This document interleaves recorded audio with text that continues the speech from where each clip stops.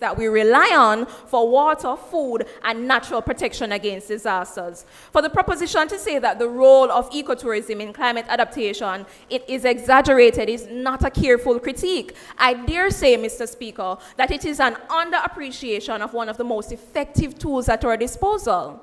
I'll take your point now.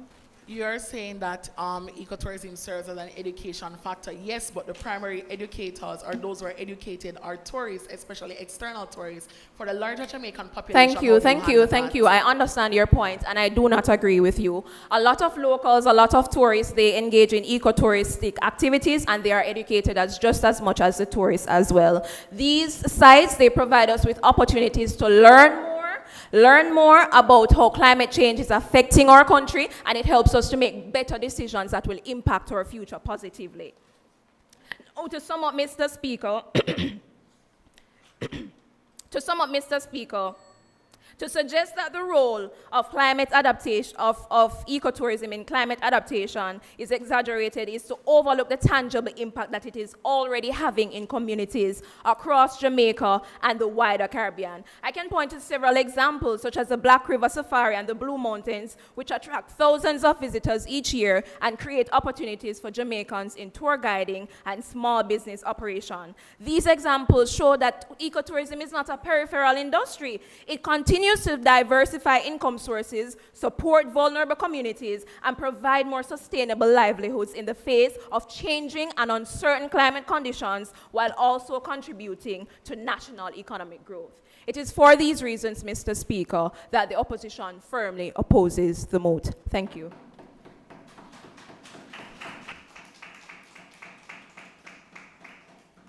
Ladies and gentlemen, we want to thank both speakers so far in this debate for their substantives.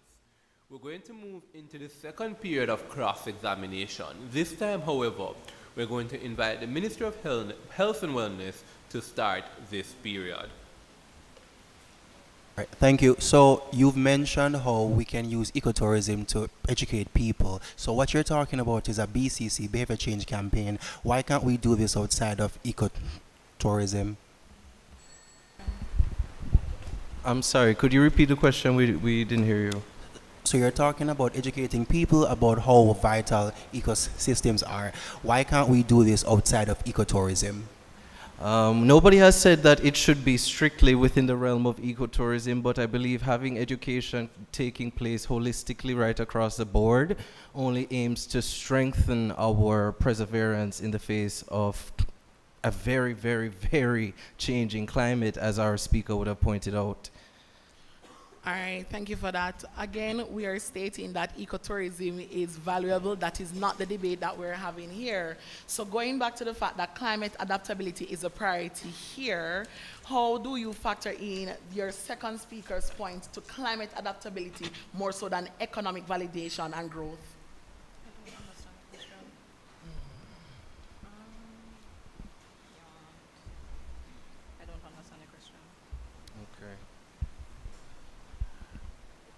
What the second speaker would have spoken to on education only seeks to strengthen and change the culture towards climate in Jamaica.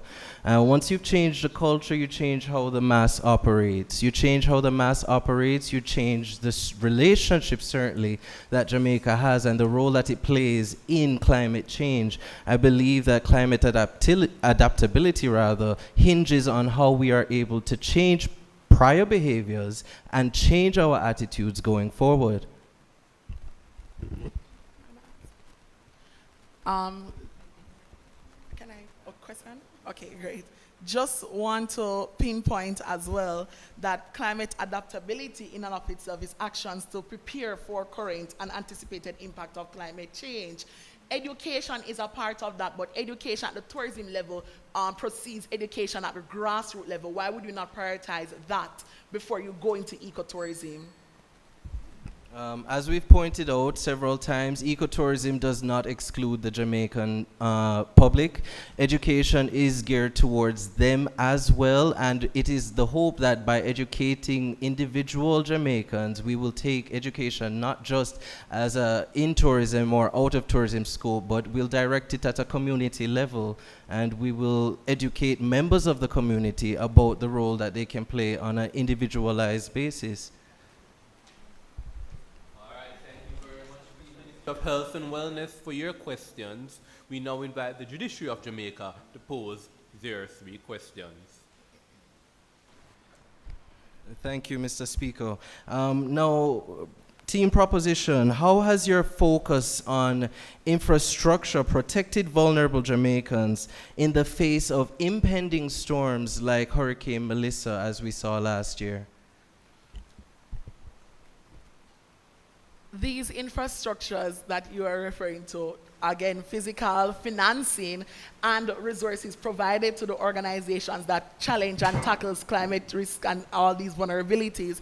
Ladies and gentlemen, and Mr. Speaker, these physical structures that we have would help to mitigate the issues that we have and also address the issues that we have. Should it be a case in that we're building shelters to facilitate hurricane shelters per se, with these investments we know what we ought to build, how we need to build them to ensure that our people are a priority. So I don't understand where your question is coming from, because infrastructure is the basis on which we will be able to tackle climate change. Mr. Speaker, I just want to follow up on that question, because my question asks specifically ahead of storms impacting Jamaica, how does infrastructure, as you have positioned it, protect vulnerable Jamaicans and vulnerable areas? And I'm excited to hear that specific answer. Okay, so vulnerable, let's put it into context. So we have persons who have been displaced by the recent Hurricane Melissa.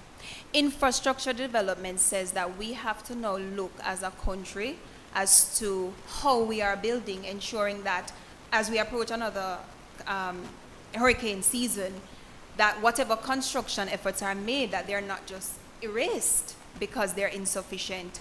We also want to highlight that they're nature-based solutions, so we can plant mangroves, we can improve our drainage system. We see now where we have flooding in particular areas, we can use that and adapt infrastructure. But at the same time, as much as we can plant mangroves, it doesn't make sense we're going to plant them if we're just going to build up another hotel and destroy them. And that is the same problem. Ecotourism is still tourism, still mass tourism. It doesn't matter. Mr. Speaker, my final question. We would all recall the devastation to Black River following Hurricane Melissa. It is of note just to point out that the very shelter they're describing was destroyed. How do you see between this hurricane season and the last, infrastructure making a difference? Again, when we invest in our organizations by providing the resources, as my first speaker would have spoken about, in terms of doing research, making the proper structures and financing, then we would be able to mitigate these things. The same way in which ecotourism would not be able to tackle these matters, or ecotourism would serve as a result of hurricane, any hurricane whatsoever. If hurricane happens, ecotourism cannot be conducted. It's the same in which we're saying that if we invest in these organizations, we're able to tackle these issues because we do more research, we'll be able to mitigate the problems through investment and development and structure, and then we'll be able to better prioritize our vulnerable Jamaicans. And we see too where the government now is actually redesigning Black River, and those plans are taking into consideration climate adaptability. That is infrastructure at work, helping us to adapt. All right, ladies and gentlemen, can we get a round of applause for these two teams? Only two speakers remain in this debate. Their job will be to convince us, the panel of judges, and by extension the audience, yes, who will win this debate. To give them some time to finish putting together their reply speeches, we're going to give you 1 minute break. And that 1 minute break starts now.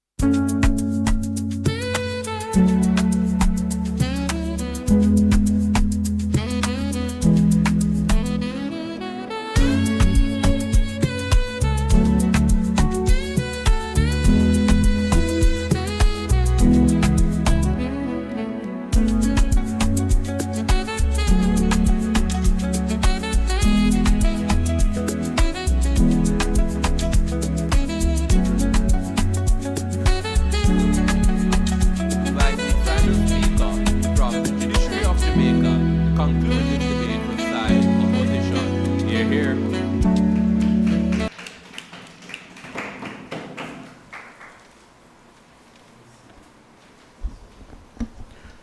Good afternoon, honorable adjudicators and members of the audience. Looking at this room, I see an abundance of intelligence with people who seek the truth and nothing but the truth. The proposition has undoubtedly attempted to convince the audience that their case is valid under NARCOM circumstances, but we are undoubtedly not living under regular circumstances. It is because we are living under these extraordinary circumstances of climate change that we think that the emphasis must be put on ecotourism. My role as the third speaker in this debate for the opposition is to bring together the case my colleagues have built, refute the proposition's argument, and to close the case.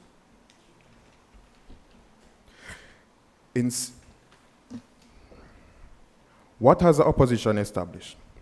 Our first speaker laid the foundation with clarity.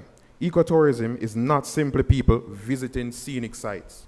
It is a structured mechanism that incentivizes the protection of the very natural infrastructure our communities depend on.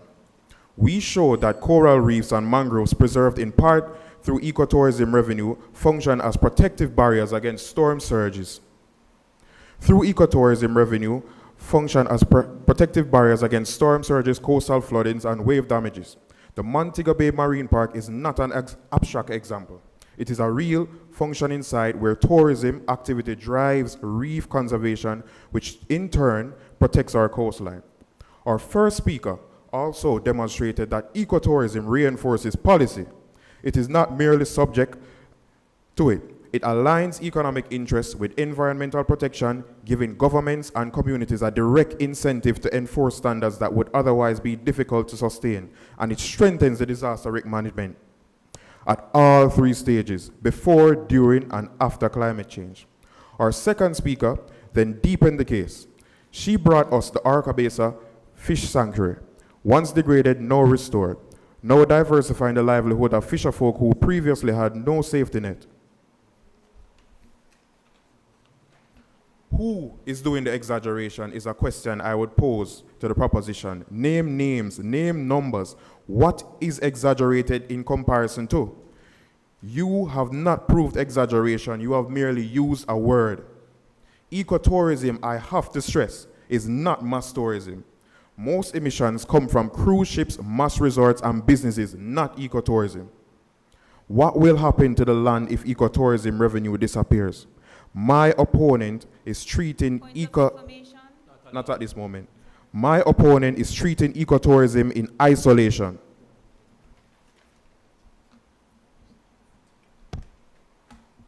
The proposition has offered the argument that ecotourism is insufficient. That is not only one part of a larger system, that it is only one part of a larger system, and therefore it must be exaggerated. That could not be further from the truth. Mr. Speaker, that reasoning does not hold. No single strategy addresses the full complexity of climate change. Not seawalls, not drainage systems, not agricultural reform. Does that make each of them exaggerated? Of course not.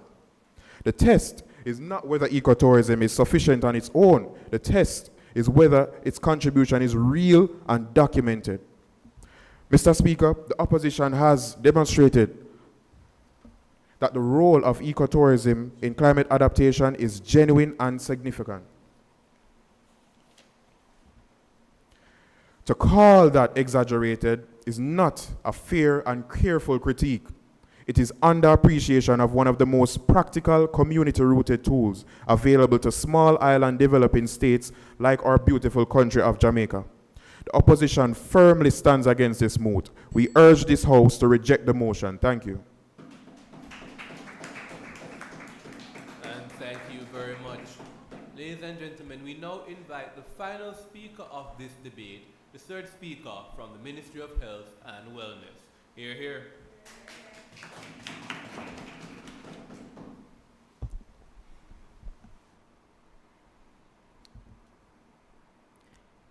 Mr. Speaker, members of the adjudication panel, good afternoon. What we have seen in this debate is not a disagreement about whether ecotourism is valuable. No. But both sides agree ecotourism has value. However, the real question is What is the role of it in the conversation of climate adaptation? Is it not exaggerated? And on that question, team proposition has been clear, consistent, and grounded in public sector reality. Today we have proven three things. One, ecotourism does not match the scale or urgency of Jamaica's climate threats. Two, it is indirect, inconsistent, and sometimes contradictory as an adaptation tool. Three, and most importantly, Jamaica has more relevant, more effective, and more urgent alternatives. Mr. Speaker, let us bring this back to the basics, shall we? Climate adaptation in Jamaica is about flood control, water security, coastal protection, disaster response, and food security. These are life and death systems. Our first speaker showed that these needs are addressed through climate resilience infrastructure, systems, policies, agencies, and financing. This is where adaptation lives.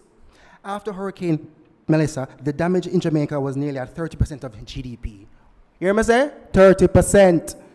That is not ecotour damage. That is roads destroyed, bridges collapsed, electricity disrupted, communities displaced, and that is an infrastructure failure. Mr. Speaker, my first speaker elucidated the magnitude of climate change that Jamaica faces. She showcased alternative strategies to climate adaptation that are large scale and measurable and compared to ecotourism such as infrastructure development, right? Our second speaker then went ahead and to educate us on the fact that ecotourism is still tourism. It contributes to the same problem that it aims to solve. How can we expect, just because we're going to have people come and learn about the Blue Mountains, how can that negate the air carbon that they took to come there? How can that negate the trampling of the path to go there? Come on, guys, it is contradictory. So where do we stand, right? Now let's do a quick little game of comparison.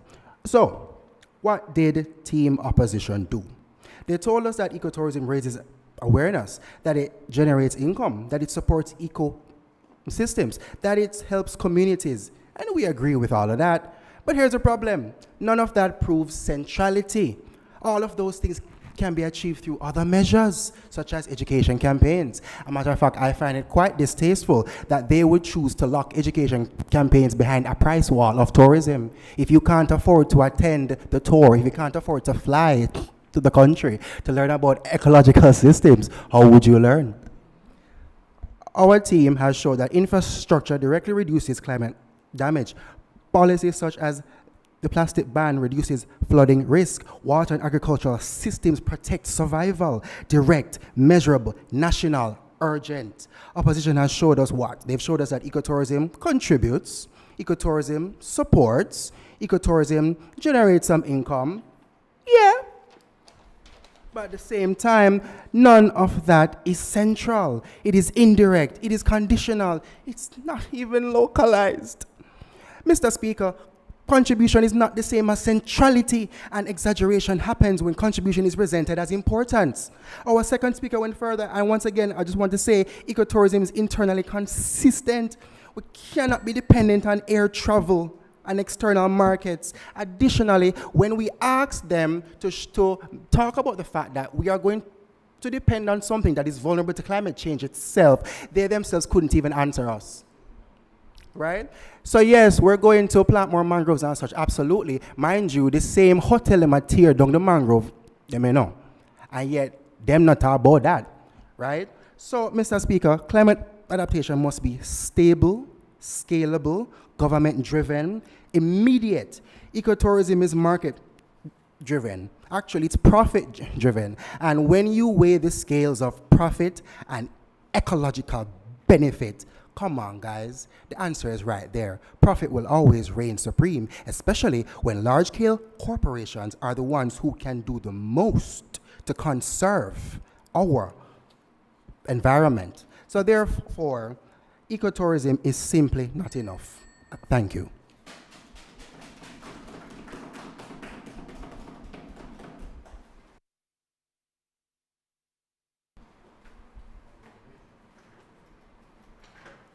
Thank you so much to our teams. Ladies and gentlemen, give them another round of applause.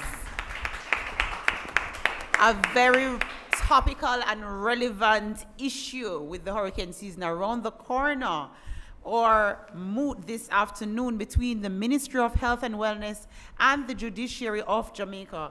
Be it resolved that the role of ecotourism in climate adaptation is exaggerated.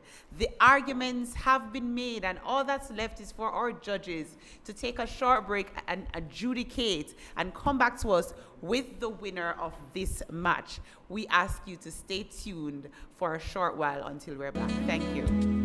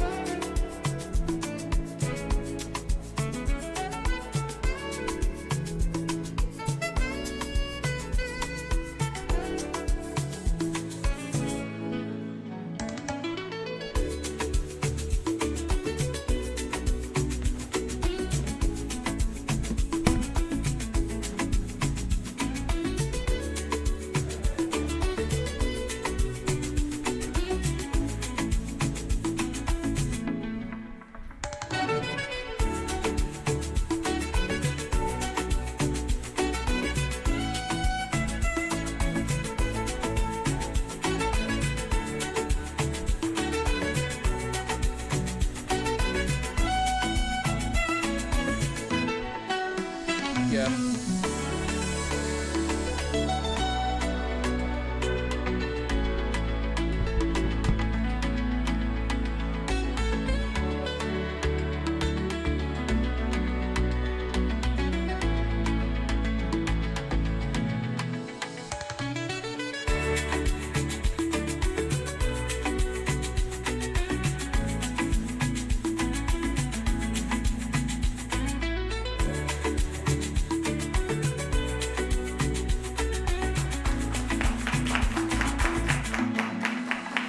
Ladies and gentlemen, the moot before this House read, be it resolved that the role of ecotourism in climate adaptation is exaggerated.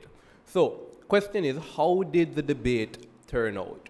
Well, we think that fair and credit to both teams, that they identified the burdens that they each had to prove. Team proposition made it abundantly clear that they're not saying that we should abandon ecotourism, but that ecotourism does have its benefit, but that benefit is severely limited in the capacity of climate adaptation. I think that's a good burden for you to have taken on yourself, Ministry of Health. And Team Judiciary of Jamaica pointed out that we're not saying that ecotourism is the best nor only way to have solving the problem of climate adaptation, but it is one whose role is not exaggerated. That's the accurate burden for you to have taken on Team Judiciary of Jamaica. And so despite both teams claiming that the other team is misrepresenting their case, they defended the case that was in front of them. So then here's a question: how did we see the debate?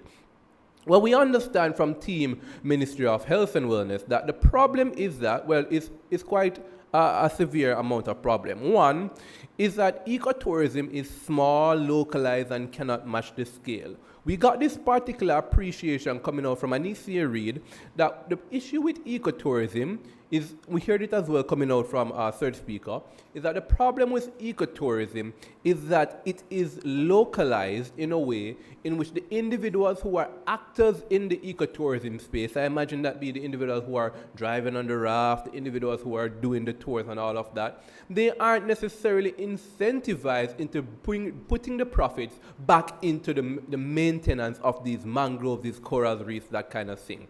And so we lose a level of self-sustainability within ecotourism they contend, because these individuals who are profiting from ecotourism aren't necessarily caring about the coral reefs, they simply want to feed their family. We heard that and we appreciate that, We hear, though, that that is a direct contradiction to the analysis that came out of the first opposition team, particularly coming out from Nicholas Ranger. Nicholas tells us that this is actually a self-fulfilling and self-sustaining cycle. He tells us that the corals and mangroves are like super important specifically for climate adaptation, and that is key because they break up storm surges, they ensure that the waves don't come as far in as they should, they ensure that we have less flooding, and therefore the coral reefs themselves are important. And these are the same coral reefs that are the direct driver of ecotourism. So wherein now does the self-sustaining cycle come in? He says that when individuals get the profits from these ecotourism, they're incentivized to put it back into these same ecotourism benefits, and that's like super important. But he goes a little bit further to explain that in as much as these particular natural habitats have value, ecotourism, which now becomes like an economic output, an economic activity, sheds a light on them. The government is now incentivized to ensure that these particular things are actually helped, and therefore this only happens, or this happens to a large extent, through ecotourism. We think that's an interesting clash on the two ideas coming out right there. Then we get into this question of education. We hear from team opposition in particular that we can get greater education through ecotourism. They tell us that when individuals come and they experience these nature walks, we can educate them. Prop contends that they don't see the reason why necessarily we have to have education in this particular area. Why can't we just have like broad brush education campaigns? We side with Prop on this one. We think that there is utility intuitively in having an education campaign at the point in which you are experiencing the ecotourism. You can see these things, you can appreciate these things, you're interested in these things. We think that's like kind of intuitive, and so we credit to opposition like that argument to some extent because of its intuitiveness. What would necessarily have helped, though, is if opposition had explicitly said to us, this is the reason why ecotourism education is important at the point of contact with these particular things, right? We think that would have been particularly good and upscale, but we buy to some extent that we get education through ecotourism, though we don't understand why that awareness is like objectively better than the broad brush educational campaigns that Team Proposition claims that we can have. Ladies and gentlemen, as time has elapsed upon me, there was a lot of analysis that went into this debate. I will say that this was one of the highest scoring matches that I've judged for today. I have given out not only my first 80 for the day, but my second 80 for the day. Both of these debaters that have, wrestled from me the highest score that I've given out in this competition so far. Well, with that said, ladies and gentlemen, the score separating the teams, a measly 5 points. The winning team on 283 points to the team that will not secure that automatic 3 points, they get 278 speaker points. Ladies and gentlemen, the winner of this match, by way of a split decision, again, another milestone, the first two teams to split the panel since the competition. The winner of this match, who convinced the majority of the panel of their side, is the team in proposition, the Ministry of Health and Wellness.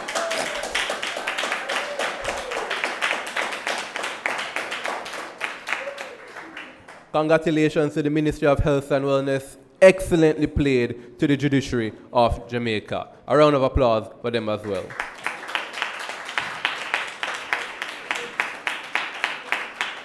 Ladies and gentlemen, we have two best debaters on this team, in this match. The first best debater comes to us from the winning team, Omolora.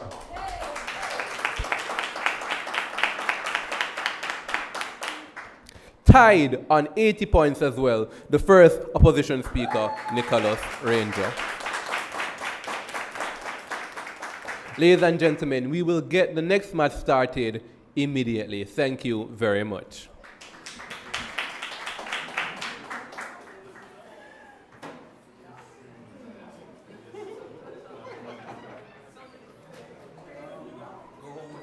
Between our legs.